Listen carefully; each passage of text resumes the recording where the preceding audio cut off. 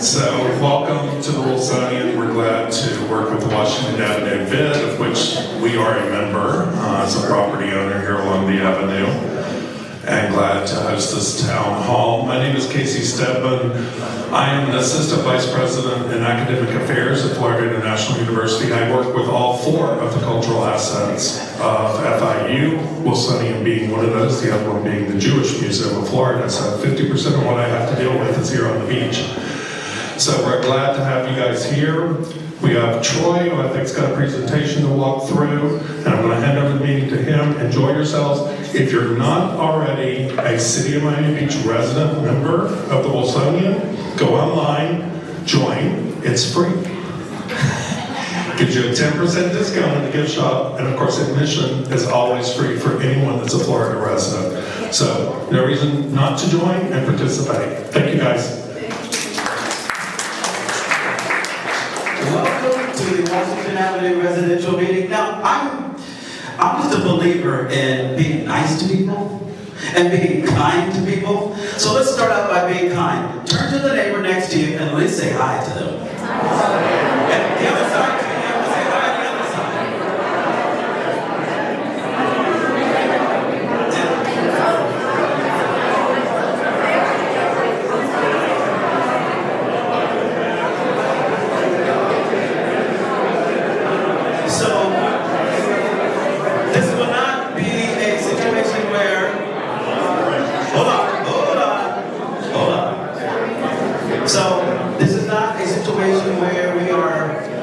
Looking for challenges. We know what the challenges are, but we're looking for solutions and partnership. At the end of the day, it's solutions and partnership. And I'm excited that we are here and everyone is here today. But let me first, to board members for Washington Avenue Business Improvement District, if you're here, would you please stand up or at least wave your hand? I know several of you are here. I see you in here. There's a couple, Saul, Roberto, I think Andrew's here, Michael's here. So I'm happy that they're here. They are really strong leaders on Washington Avenue to help us get to our destination. Of course, I also have to introduce Commissioner Suarez, who is here also, who's an advocate for residents. And Tom Mooney, I saw Tom here somewhere. There's Tom as well. Tom is the planning director. And Stephen Anthony, who is the Economic Development Director. And I know there are other commissioners that plan to be here, and you're here, so give yourself a hand. So it's funny because this has been up here all day long, and now it finally goes out. And where did Casey go? Here, sorry. Oh. Yes. Yeah, keep talking. So as we're doing that, it's so amazing because there have been a lot of great improvements on Washington Avenue over the last several years, and obviously we have a long way to go. And understanding that right now is a challenging time, not just here in Miami Beach, but all across the world. So some of the challenges that we have here, and someone reminded me earlier, I'm not going to call out her name, but we can actually look at times like now as not being so bad because for some, this may be considered the glory days one day. And so it's not all bad because, as mentioned, we do have water, we do have food, and we do have electricity, we have some amazing things, but more importantly, we have breath in our body, right? So this is a glory day. When I woke up this morning, that made it a glorious day for me, right? So while we're doing that, let's really quick do something. I know there are neighborhood associations here. If you're here from a neighborhood association, can you please just wave your hand, say hi? All right, good. I like it. So what association are you? Flamingo Park. Flamingo Park. The Art Deco Neighborhood Association. Art Deco Neighborhood Association. West Avenue. West Avenue. West Ave. Collins Park. Collins Park. All right. What represent? Yes. Miami Athletic Association. Okay, you're not in the you're not in the neighborhood. But there's always one, right? All right, get him out of here. All right. Sorry, we're having a technical. It's so funny. So it's been up for the last hour and a half. Yes. And then so I'll tell you what, here's what we're gonna do. I'm gonna catch somebody off guard, and he's gonna give a 1-minute story about his amazing life growing up here in Miami Beach. David Wallach.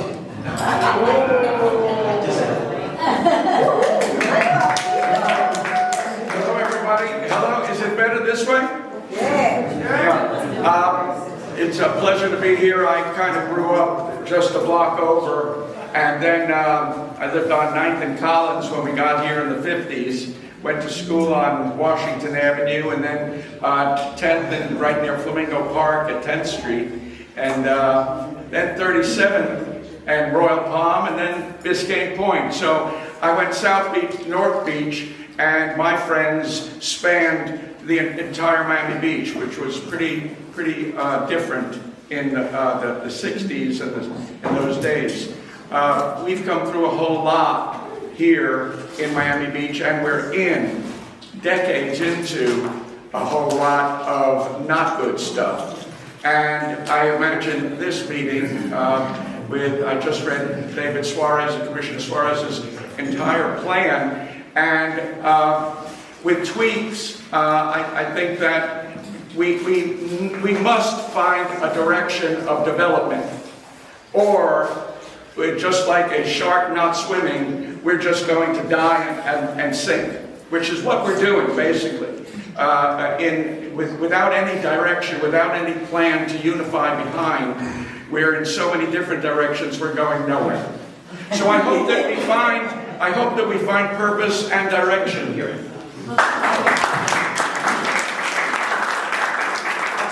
Since we're having technical difficulty, Tom or David, would you like to come up and say a word? Sure, thank you.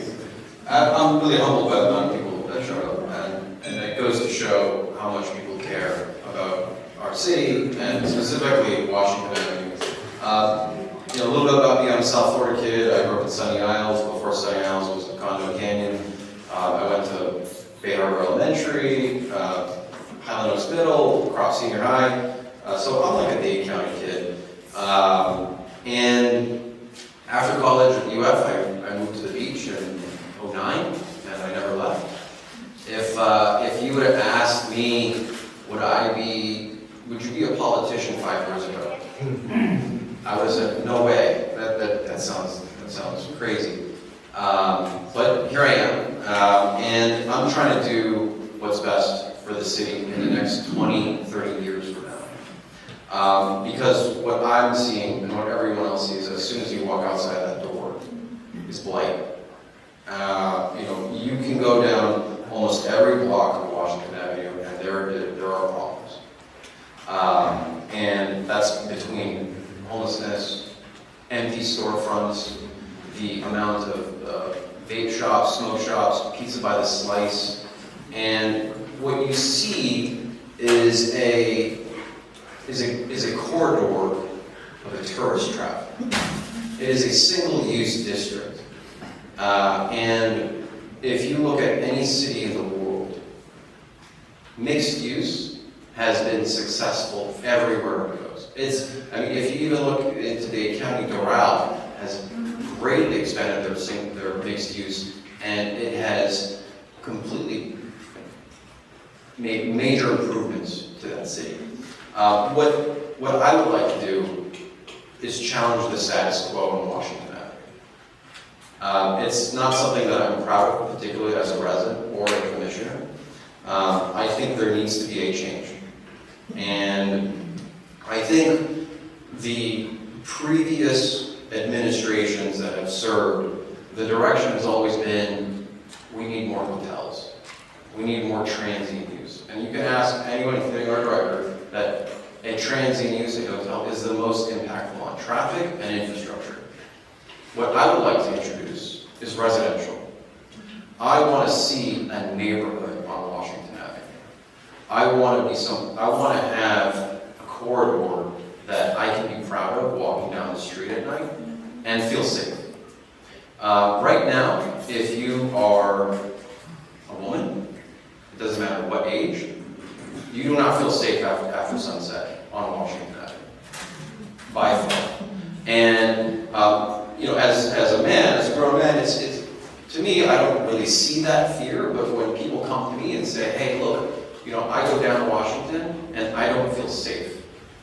That, to me, we can take lipstick on a pig, and we can throw as many police officers out there. They cannot be there all at once. I think the best thing to do for Washington Avenue is to change the fundamental perception and the neighborhood.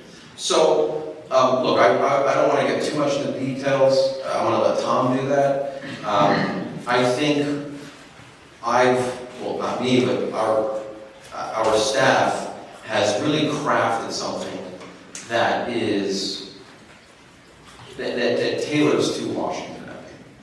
And there is something to say about, you know, we can have a marketing plan to incentivize people to come to Washington Avenue.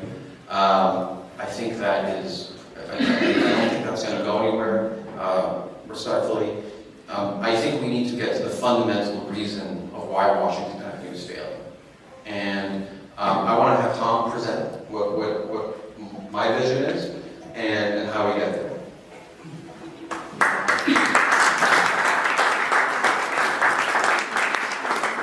So good evening, everybody. I've seen a lot of familiar faces here when I came in, and I was surprised by the crowd tonight. So enthusiastically surprised.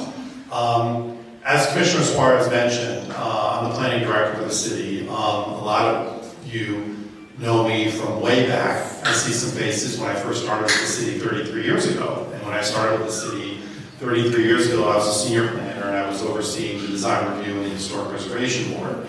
And one of the things about Washington Avenue that has always been unique to the city is that, as Commissioner Suarez mentioned, it always has been a kind of one-dimensional commercial corridor. And during different periods, it's had its quirks. But I think over the last couple of decades, it's beginning to show its age. And about 10 years ago, there was a task force put together that looked closely at what could be done to incentivize new development on Washington Avenue. And I remember distinctly participating with that panel, and one of the things that the planning department had recommended was that the panel consider recommending residential and even consider an FAR increase through transfer development rights. The panel as a whole felt that recommending hotel was better, and some incentives were eventually adopted by the city commission that resulted in a couple of new hotels. But one of the things I think that presents a problem with that paradigm is that it's still vehicularly oriented. And even the current development regulations for Washington Avenue, because residential has been permitted along Washington Avenue for at least the last 50 years. And there's even an incentive, an FAR incentive, an FAR bonus right now to do residential, but nobody has built it. And if you were to build residential, you would have to provide parking on the property. And so if everybody built out residential, I think you'd see more of a problem with traffic and congestion. I think it would, if anything, it would exacerbate it. About 2 years ago, and I remember this because I was at a national planning conference in Minneapolis, I talked to Commissioner Suarez on the phone, and he told me about his concerns with Washington Avenue, and we had a very long conversation about what are the types of things from a planning standpoint that can be done to really elevate the street over time. And he wasn't looking for a quick fix. This wasn't something where he wanted to do something, take a picture, and then 4 years later, he was gone. This was something that he was looking at, I think, over the decades. And that's the right approach, because initiatives like this are not going to show results in 2 to 3 years. It is a very long-term approach.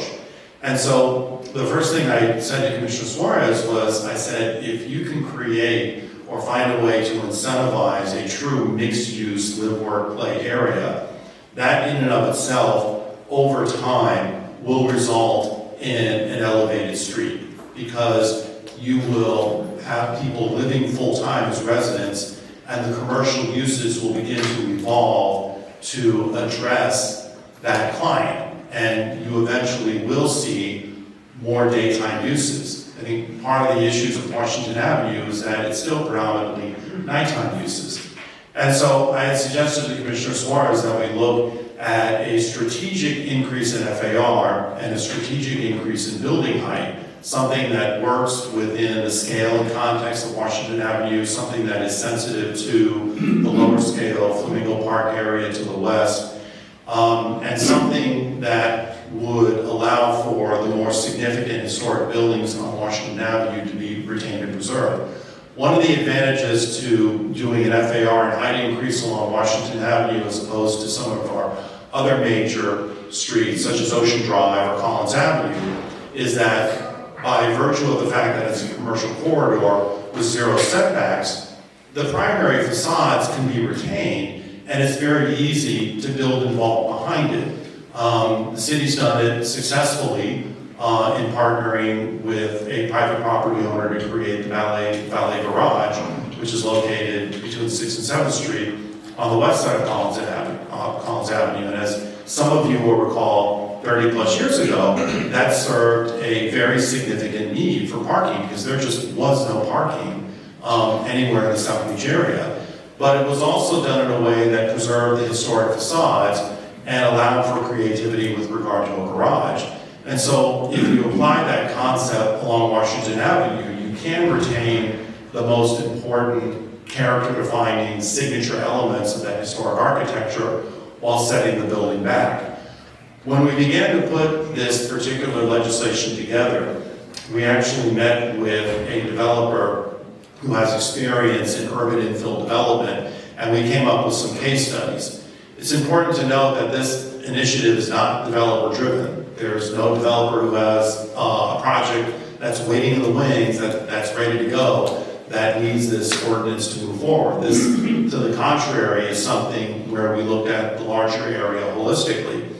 And that's where a maximum FAR 4.0 came about, so that there would be enough FAR to incentivize the acquisition of property, the aggregation of lots, the cost of construction, and actually building an urban type of residential use.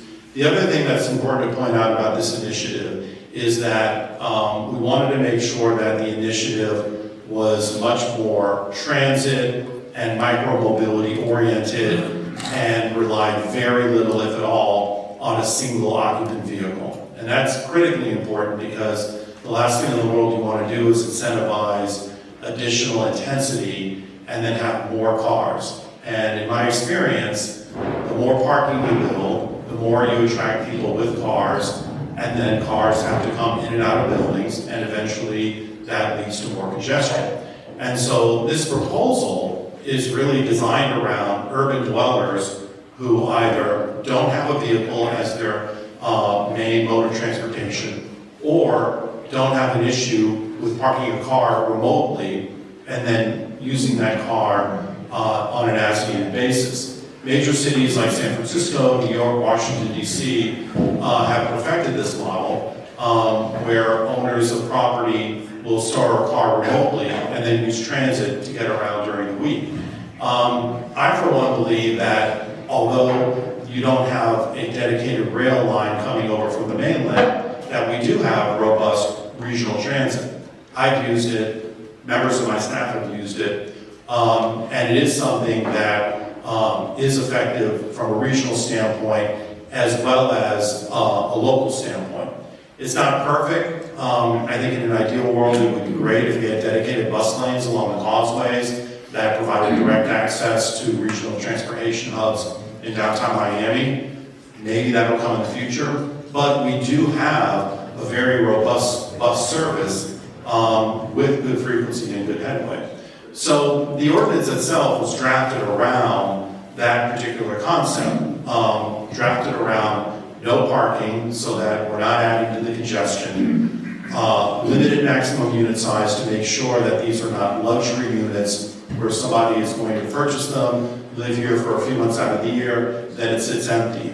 To the contrary, this is designed for people that are going to be living year-round and then eventually frequenting the surrounding area. The legislation has evolved. when it was presented to the commission for first reading last month, there was some objections to the overall height, so we have tweaked the ordinance to lower the maximum height to 75 feet. Currently, if you're a hotel, you can go up to 75 feet, so this would basically invert that. Hotels would go back to 50, residential uses that are taking advantage of this incentive can go up to 75 feet. We've also slightly reduced the front setback and still retained the ability for the Historic Preservation Board to grant waivers on that. But given the fact that we have a very robust certificate of appropriateness process, it's our view that each individual project, when they come forward, will have to go through that level of scrutiny to ensure that the scale and massing of a new building is sensitive to the overall context of the surrounding area. Lastly, I'll just point out, and then I can certainly take some questions, or if Commissioner Suarez has any closing remarks. One of the more important things about this particular legislation is that it has a sunset provision. And it has a sunset provision of 2032, but this sunset provision requires that a developer have a full building permit. So the reason that we put that in there, as opposed to just a development order, is because anybody can spend a few $1,000s, put together a fancy application, get a development approval, and then sit on it. They can use state extensions to extend their HPP order, and it can sit there for years, if not decades. What this does is it distinguishes people who might be wanting to sit on the property with that approved project from those who are the real deal. If you have to get a full building permit by 2032, you're going to have to act pretty quickly to move forward, because not only do you need land use board approval, but then you have to go through the actual permitting process. And getting a full building permit all in, when you take into consideration your professionals fees, impact fees, and permit fees, you're not talking a few $1,000s, you're talking probably close to $1 million. And nobody's going to spend that kind of money to sit on a project. In my experience, with some exceptions, if someone moves forward and spends the money on a full building permit, they're the real deal and they're going to move forward. So with a sunset provision like that, I don't think you're going to see every single property along Washington Avenue taking advantage of this. And then the commission in 3 to 4 years can take a look at this and see, okay, is this something that's working? Is this something where there's too much development that has been approved and we need to let the sunset provision take its course?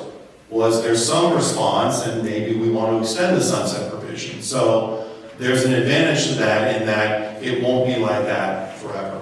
So with that, did you have anything else? Yeah, sure. You know, thank you, Tom. I appreciate that. And I want to reiterate some of the concerns people have that this is going to bring more traffic, right?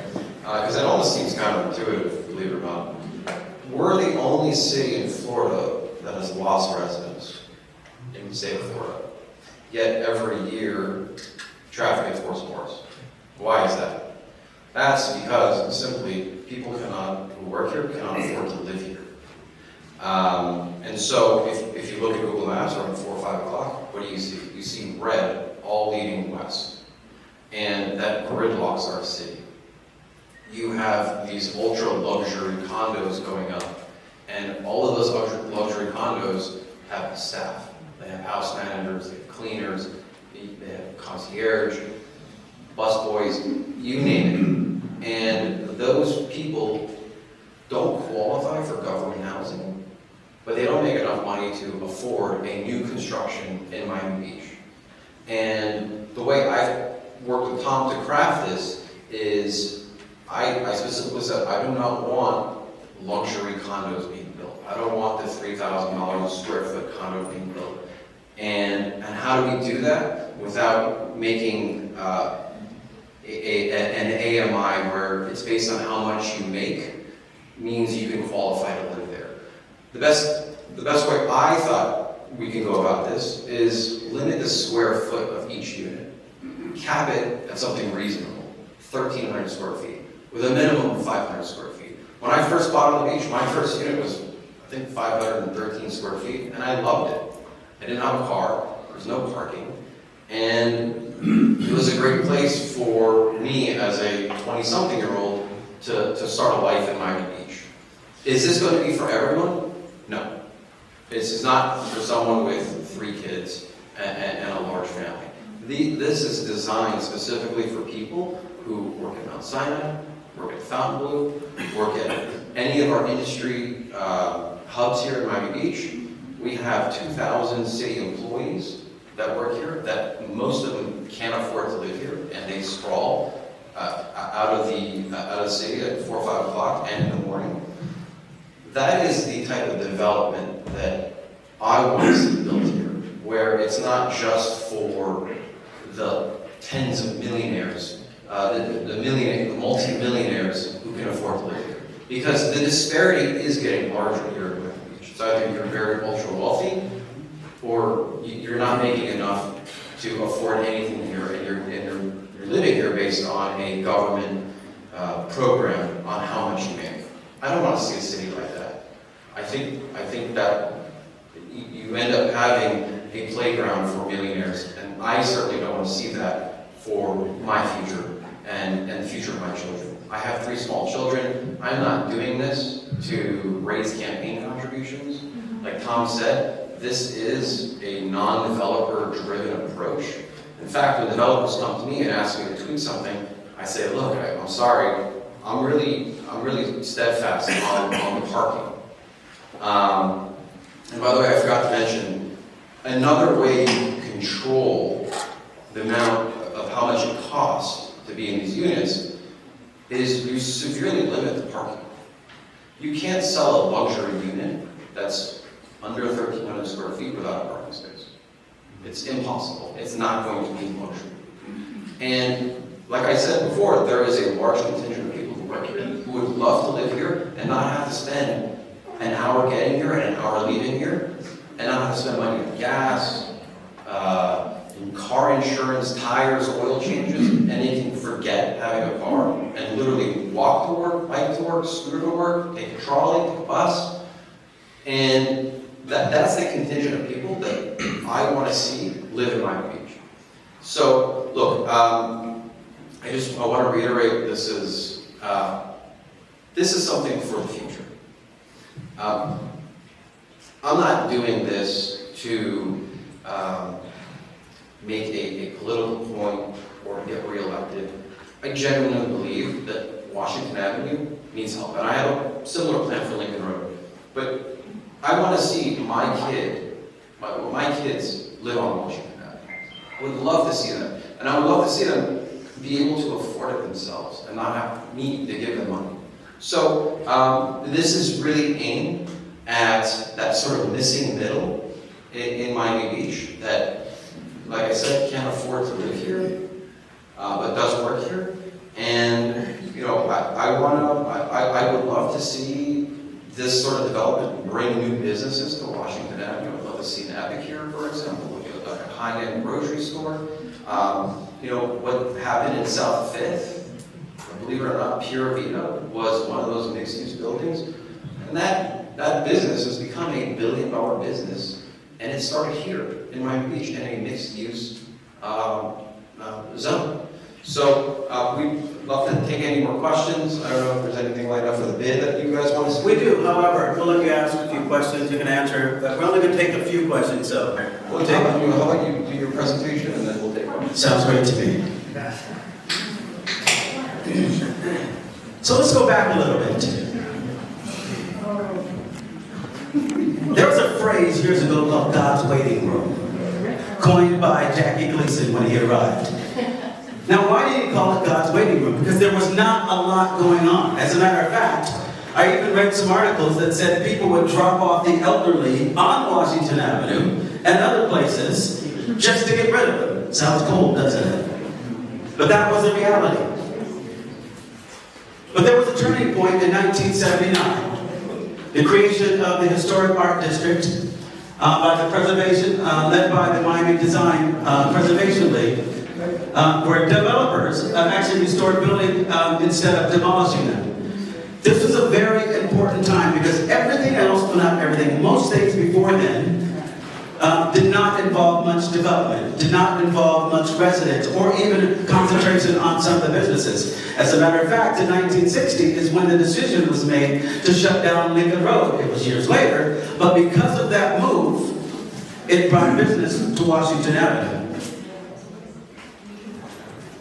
In the 80s, of course, we know there was a revival.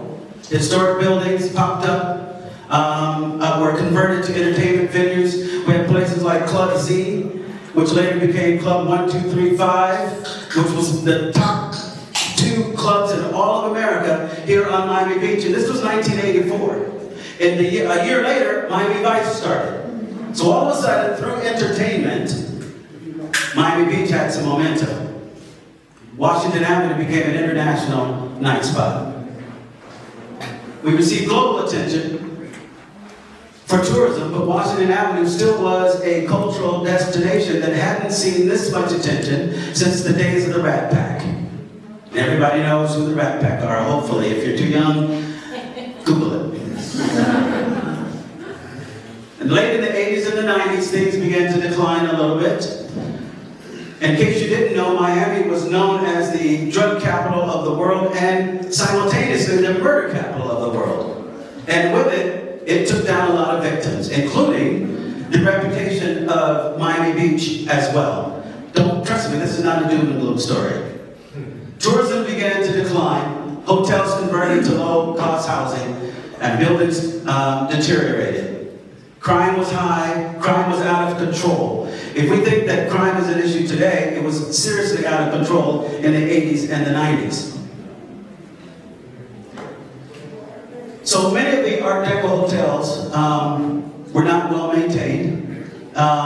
South Beach took a hit where they were renting out the rooms by the night, by the day, by the week.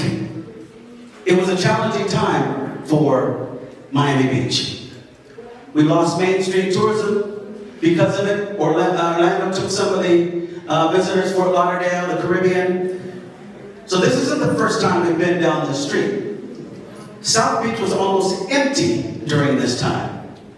And so this is why when I hear people say this is the worst it's ever been, no, there have been darker days, and not just once or twice, but on several occasions. Another turning point was 1993. Where Versace and his crew started in Miami Beach. In case you didn't know, here's how connections of entertainment work. And I don't want to tell you a long story, but really quickly. Versace, they were shooting in 1985 the series Miami Vice. And the designer ran out on them. They had no one to design. The intern says, I know some guy named Vici, or Belucci, couldn't pronounce his name. It was Versace. It was his first time in Miami Beach because he came to dress Don Johnson. And because of that love affair, he saw Miami Beach. He ended up buying a place here in 1992.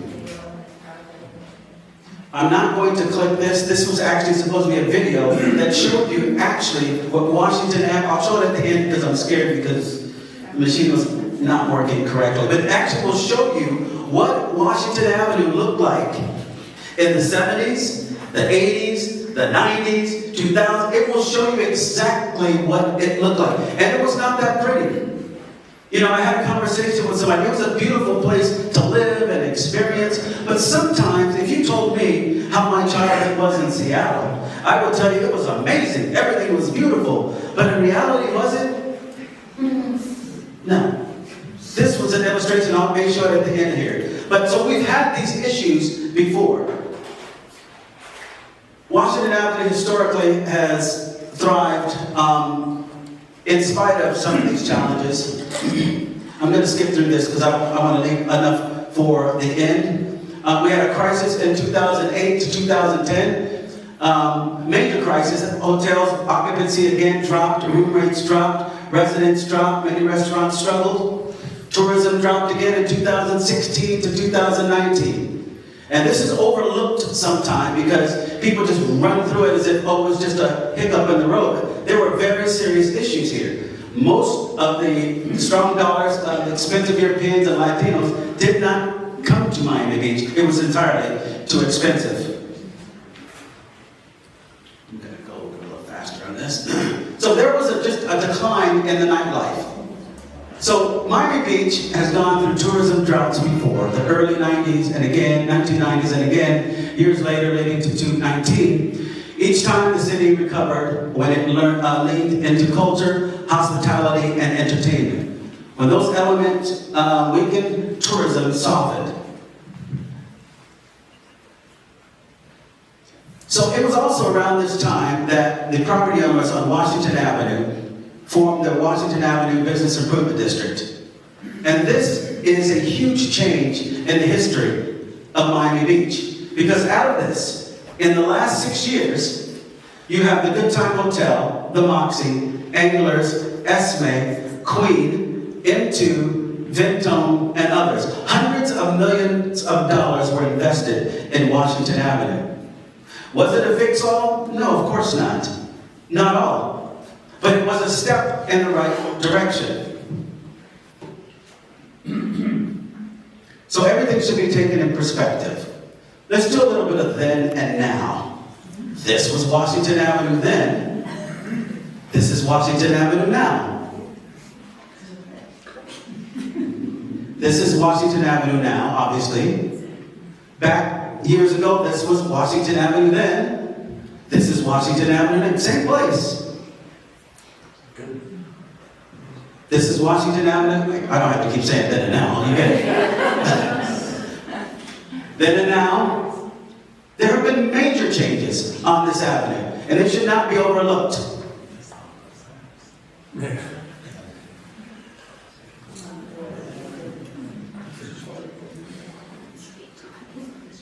And as I mentioned, hundreds of millions of dollars invested in this avenue.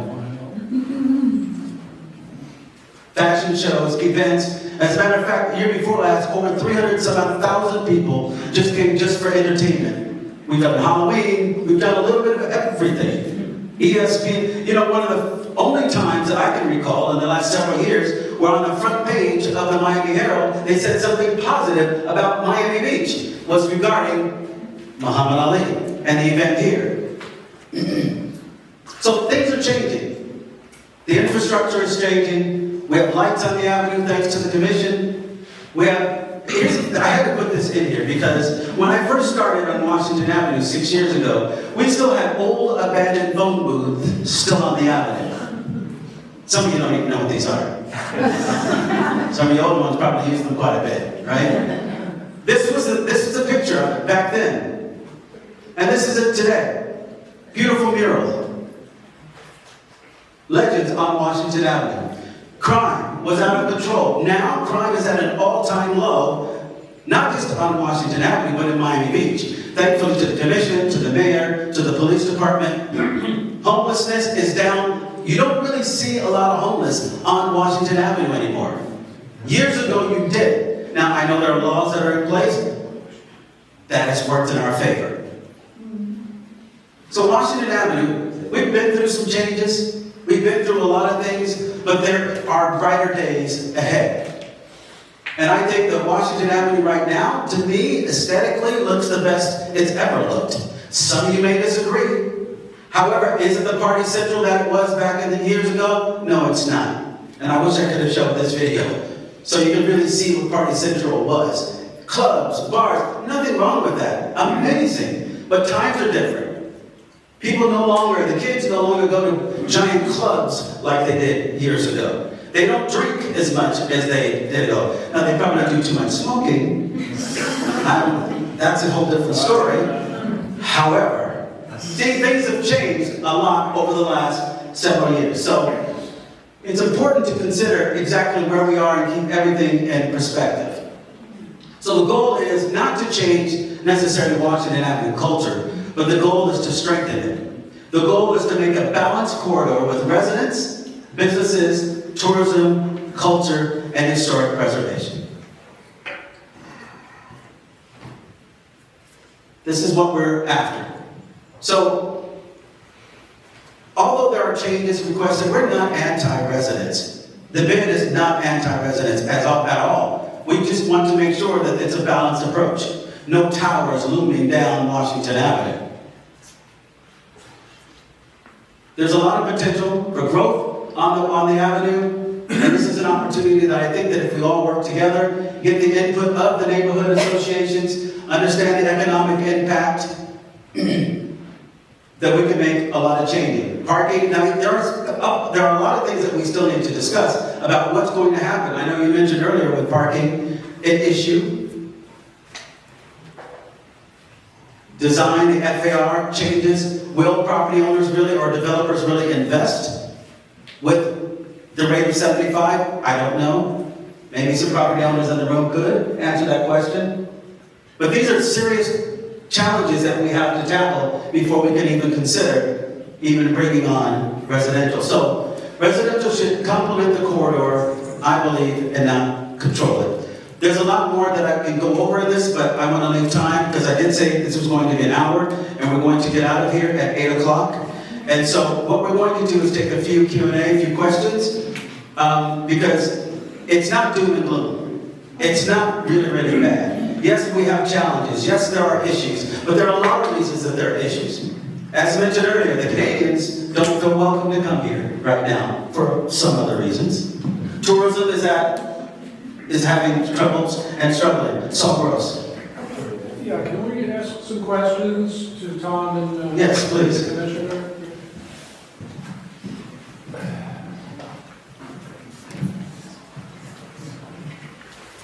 And this one had Yeah, we're gonna address a few questions here. Okay, so I'm curious what happened with the modeling that David Martin did. What David hypothesized was 4.0 FAR at 100 feet. And when he ran the numbers, he found that he could afford to pay $400 a foot for the land. The land is currently assessed at $600 a foot. So even with the greater development rights under the plan that David put together, no property owner is going to sell for 35% less than the property is assessed for. So why would you lower the development rights in what was in David's presentation and expect that people are going to actually sell and build and they'll be successful projects? I think that's unrealistic. That's number one. I'll let Tom speak. Yeah, I just want to make 2 points. And the second point is that I also think it's very unrealistic to have no parking in the project. I manage a building at 1830 Meridian, which I think is really equivalent to what we want to see on Washington Avenue. The rents are in the $2,000 to $4,000 range. Half of the people, there are spaces on site for half of the tenants in the building, and that's all. And I can tell you that that's a pretty good mix because you don't need whatever the code currently requires, 1.5, 2 spaces per unit. But to build without parking, I think is a big mistake. I think that you're over-regulating from a government point of view and not letting the market dictate enough as to what needs to happen. And I don't think you're going to get any takers the way you've crafted the ordinance. I think that's a big danger. So I think you need some parking, not even one per space. And I challenge you to show me a project in Miami Beach that has been successful in one of these corridors that has no parking whatsoever. And I think that lowering the height is going to be a problem because you're not going to be able to achieve enough density to make it lucrative enough for somebody to pay the property owner to sell their property.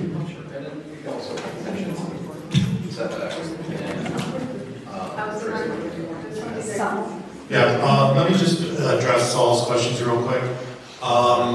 Saul, first of all, on the height, I think that was a concern that we had. However, regarding lowering the height, because David did point out that by having the higher height, you are going to be able to have more flexibility in the product. However, because this is an historic district and because of the reaction to 100 feet, I think we felt that lowering it would make more sense. I think that with a large enough site, you can still distribute that volume within 75 feet.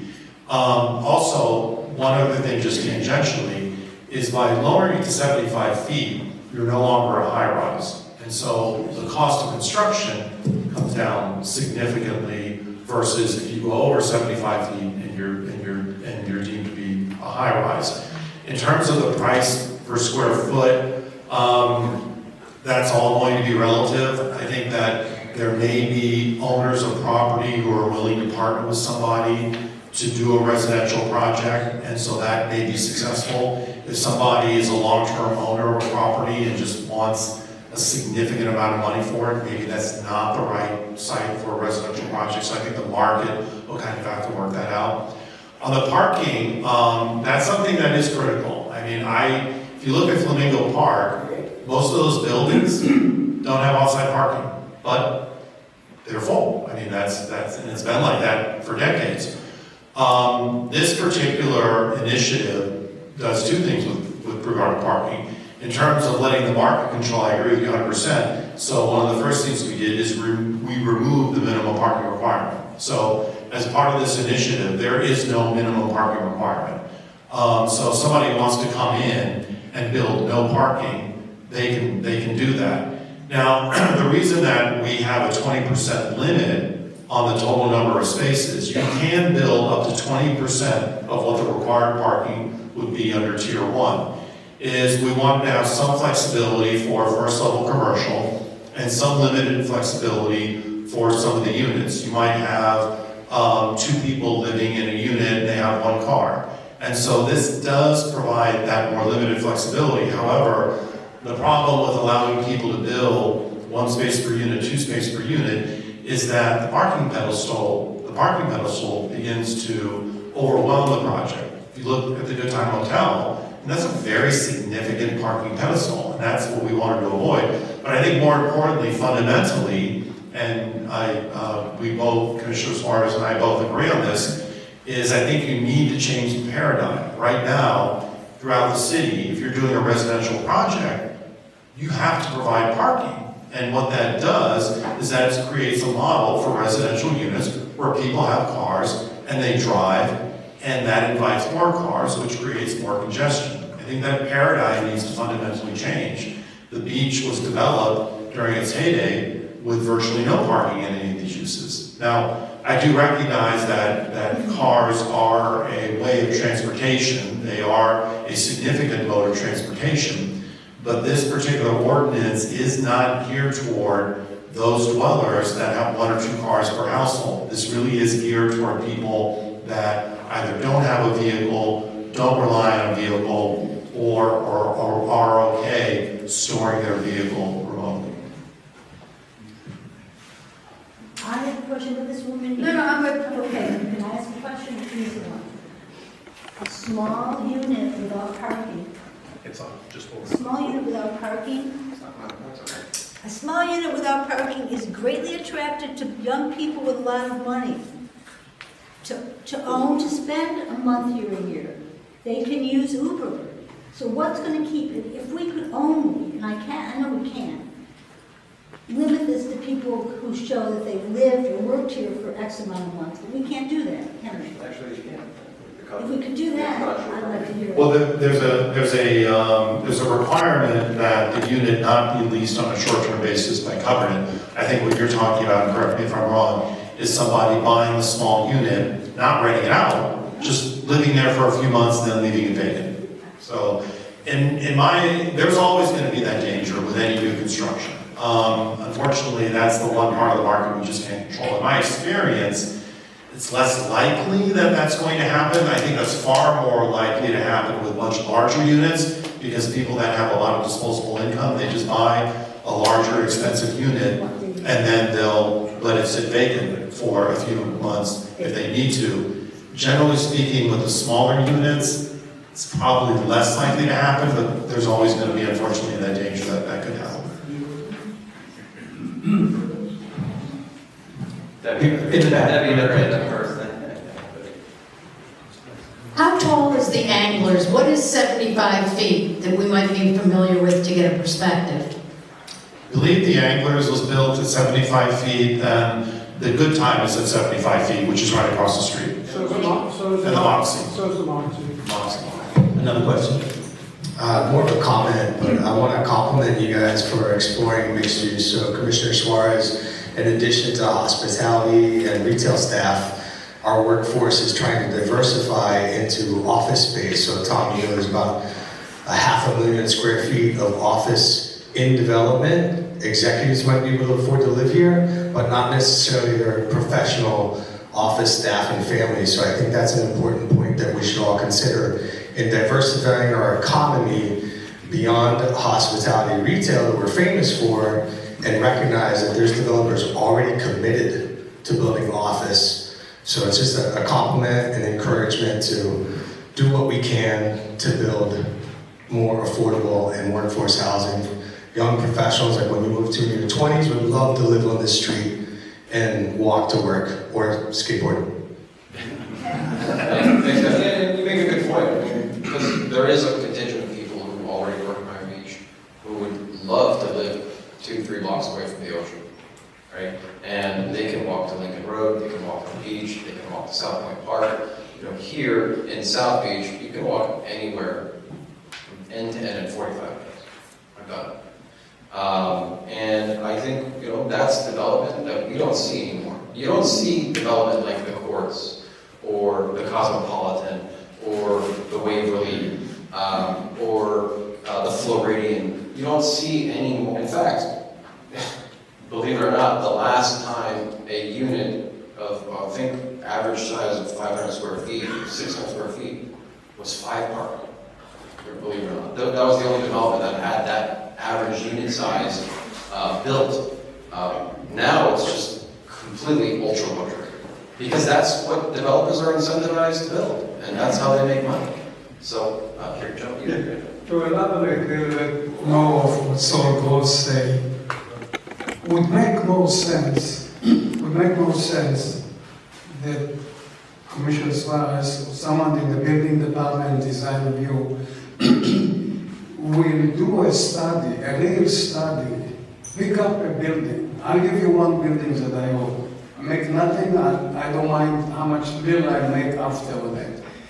And buy it for a reasonable price and have a builder give you a price, how much will cost to build it, talk to a broker, how much can we sell, before we talk in building in the air, 75 feet, 50, 100 feet. How we know that 75 feet you can build and sell to the design that you would like, 500 square feet to 12 or 1,300, with or without parking. It's all. Yeah, sure. So right now, you can build a hotel to 75 feet. Right now, currently, you can build a hotel to 75 feet if you're developing. I know, but And- it's no economic. Well, exactly. So, exactly. And then what we have is the status quo, right? And what we have a Washington Avenue, respectfully, is, in my opinion, not where it should be. I mean, I think we've made some great strides. I think we have essentially put lipstick on a pig. And we look, I mean, look, if you look around, our landscaping is perfect. The trees have the nice light wraps around it. The sidewalks are, you know, generally clean, depending on what block you go. You still have the same businesses. You still have the same atmosphere. I mean, you have, you know, a revolving door of tourist businesses. And that's not going to change unless there is an incentive to really change the fundamental zoning of the neighborhood. We did an analysis. No, the idea to make it residential. We did that. We actually had a meeting. Saul was there at the meeting, and the numbers didn't make sense at the time. And like what Tom says, it's relative. It's, you know, today's dollars are not going to be what in 6 months may be. So, you know, look at that. I think doing nothing right now is not the way to go. And if we do pass this, and it's not enough, then we will hear it. And then we will then have to make a decision. Do we want to extend it? Do we want to give it a little bit more? You know, maybe we say there's a lot of development coming through and we want to cap it. But right now, I want to create a neighborhood. I don't want to spot zone block by block by block. That's how you get 5 parking. That's how you get the Satai. That's how you get these buildings that are completely out of scale with Miami Beach. It's because over the decades, you have developers, it's a lot of money, they can hire literally every lobbyist in the city, and they can get the commission to agree to their one project, and they'll make a story out of why that's the case. I don't want to have a developer come to me. I don't want to speak to developers. I want to say, this is your sandbox. These are the rules. You play. If you don't follow the rules, you're out. So in a perfect world, I don't ever want to have to meet a developer to get their project. I want to have it by the code. I think what we're doing is carefully. I think what we've crafted is very careful and strategic for the surrounding neighborhoods. And I want to incentivize the right kind of development. And the numbers that we have and the numbers that staff has given me and recommended is what he thinks is going to move the needle. I'm not a planning director. I'm an engineer. Tom has been in this for 40 years? 30 years? 37? 37 years. There's something to say about that where he knows this city. He's lived in the city. He's worked here for 37 years. And I have to give, his professional opinion the weight of how he crafts. Those numbers are available for public. If I want to get this number and see if it works on my building, Yeah. I can get it. Yeah, look, at the same time, look at the old Rishi Kapoor site. How long has that been like that? You have rebar sticking out of the ground. And it's been like that, I think, for 3-4 years. And nothing's, listen, I think the last person to have interest in that property wanted to turn it into a parking lot. Like just a surface level parking lot. Excuse me, can't code compliance manage some of this stuff? No, they can't. The property was defaulted, there's no more fines. I mean, Tom can be more than happy to speak about it, but really there's no momentum for that to happen. That whole block is blank. And it's going to stay that way until we have, the incentive to change it. If you want to speak about that. Yeah, on that site was, went into receivership. It was sold via auction. The new owner has expressed no desire in either doing the project that had been previously approved or redeveloping. As Commissioner Suarez indicated, the only thing we've heard is someone has expressed interest in turning it into a surface parking lot, which is probably the single worst urban use along a corridor. And so, that was a project that was built at a 2.0 FA. And if they wanted to build a hotel now, they could build a hotel there, but they don't because they're not incentivized to. We want to give the incentive to build something. It has to be south side or sunny island. You don't have to look far to see what is success. Question here. Maybe I missed a small point, but if a developer came to you with a proposal to build 500 square foot to 1,300 square feet condominiums, is that a go for this, or is it only for apartments? Or are we looking for a mix of apartment living, condo living? I mean, I'm in Flamingo neighborhood, a lot of small condos and beautiful buildings. And people committed to living here. Does it work for both? It can be ownership or rental. So the way the ordinance is drafted, if somebody wanted to do a rental building, they could do that. If they wanted the units to be individually owned, they could do that. Thank you, Tom. Sorry, what was the address you said was converted to a parking lot? No, it's the old Rishi Kapoor On the building. corner of 13th and Washington. And by the way, just so everyone knows that, just so right now, the zoning for the old Rishi Kapoor lot right now is you can build micro units, right? You can build micro hotel units, not micro residential. Explain what a micro hotel unit is. Micro hotel unit is basically a minimum unit size of 175 square feet. 175 square feet. They can build that now if they wanted to. Hotel is a dead business. Which leads me to my point, why I think residential would be Hold on just a moment, please. Hold on, everyone, please, hold on. Continue, sorry. Are you finished? Yeah, I'd like to hear from any, there's a lot of people here. Anyone have any more questions? I'm sure. No one? Surprising? Okay, you have a question. I'll go next, because I already spoke. Okay, I'll go to the rear here. Someone had their hand up back here?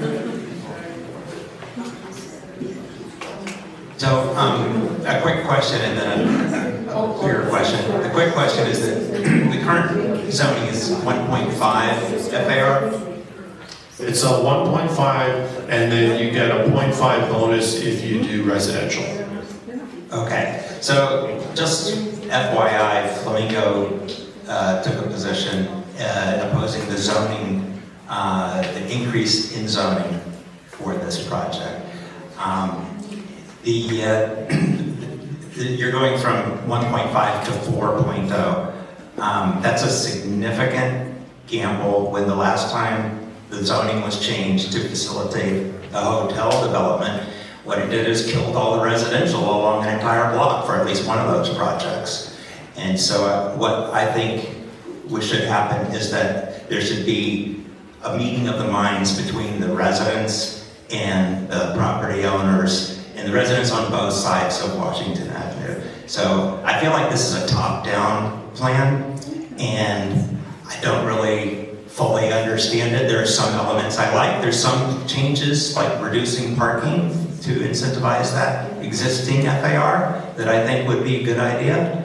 But the main thing is, I don't know why adding hundreds more residents, let's say even 1,000 or more residents over the next 10 years, is the big thing that changes Washington Avenue when you already have all along Washington Avenue the densest 15 to 20,000 people per square mile living here in the most walkable community in Florida.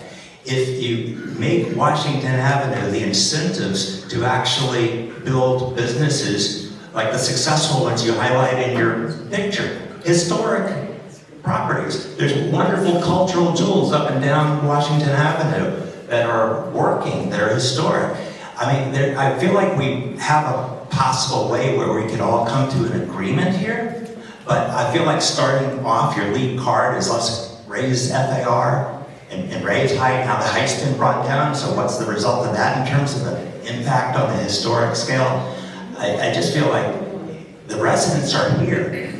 Give us more reasons to come to Washington Avenue, and it will be successful. If you're serving us and not the tourists only, then you're going to be successful. I really feel like we need to look at it as a main street that can serve all of the residents who are here, because there's a lot more who are already here than what you're talking about adding. Well, let me talk to that, Mark, because I think it's important to make I think it's important to note that the market really decides that. If the market was there to have a main street on Washington Avenue, it would be here by now. And it's not. I mean, if you go down Washington Avenue, there's storefront after storefront after storefront that's closed. One of the businesses I highlighted was Queen. Queen is $500 a plate, okay? And that serves billionaires. I don't want to have businesses that are popping up to serve billionaires in Miami Beach.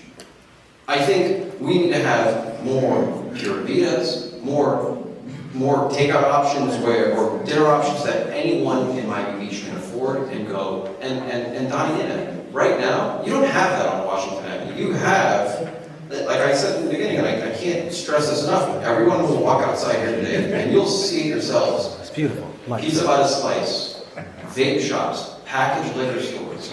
And that's, if there was a business incentive to really cater to the residents in the surrounding neighborhoods, it would be there because it would make sense. I fundamentally disagree that a marketing plan to the residents is going to somehow fix the issue of Washington Avenue. I think that's very short-sighted. And we need to have real vision for Washington Avenue instead of having these piecemeal developments that get built over the decades and have something that's out of scale with the character of our city. Last question. I just wanted to make a comment.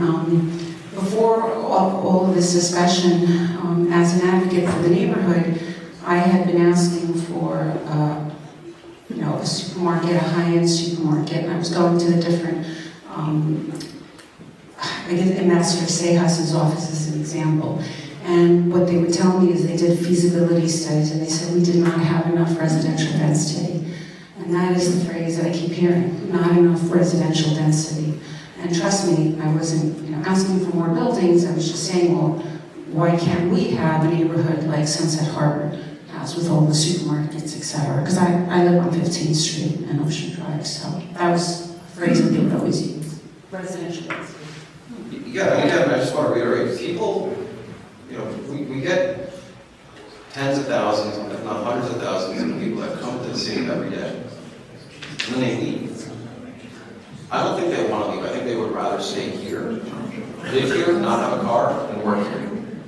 And that's my vision for Washington Avenue and Lincoln Road. So, look, it's really easy to do nothing, right? I mean, I didn't get elected to just, take pictures, make proclamations, and smile in front of the camera. I got elected to change the status quo, to really make a difference in Miami Beach.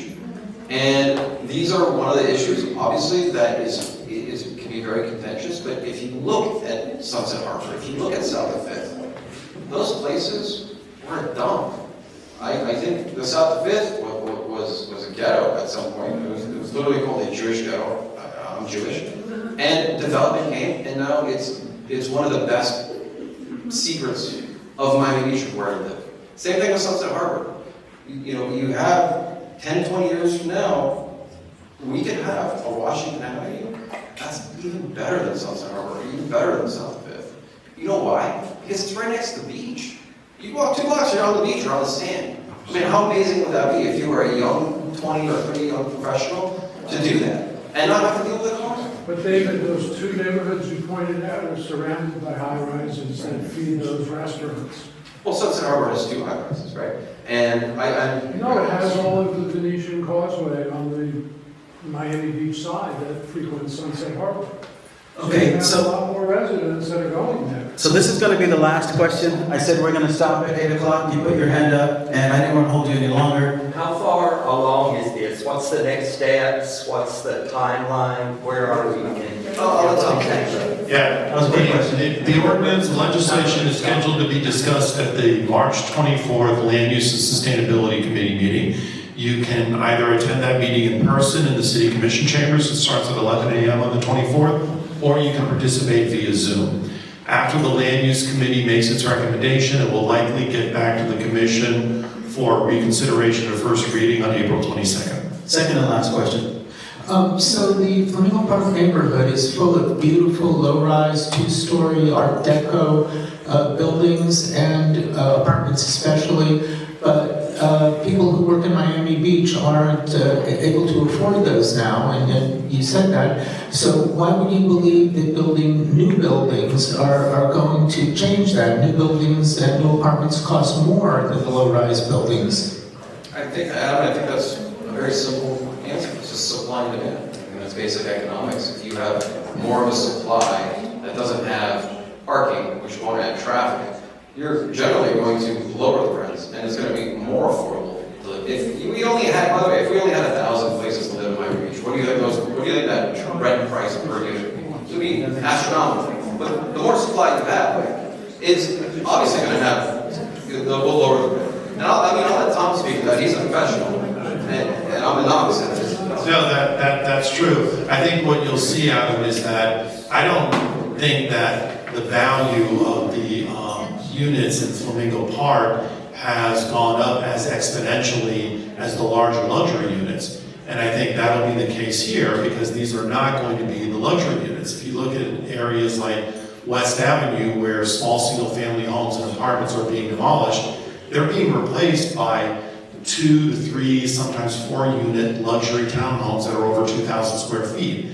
And so this is the exact opposite of that. So I think that, at least from an affordability standpoint, it's your best bet in terms of being able to address it. So that they don't just kick us out.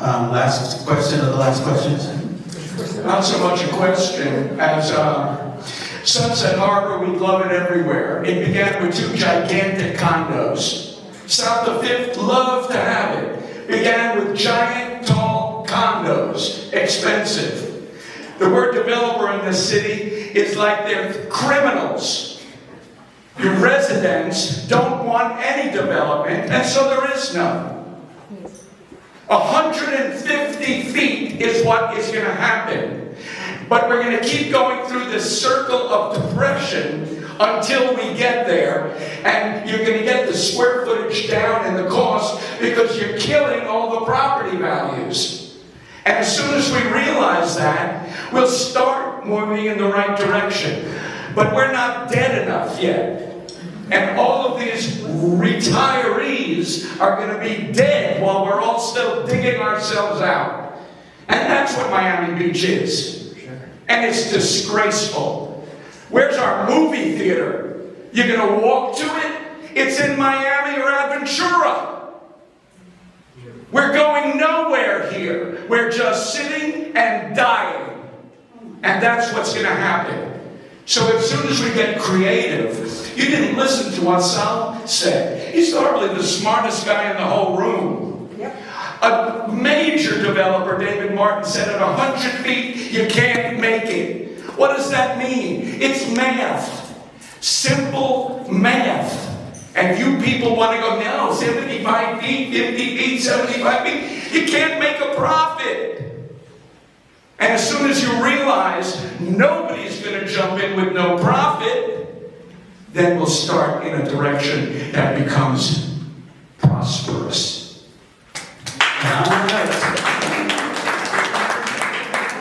To begin, before we leave, I really want to thank Commissioner Suarez and Tom. I really appreciate you taking the time here. It's very insightful. And hold on. I think the reality is we all want to work together.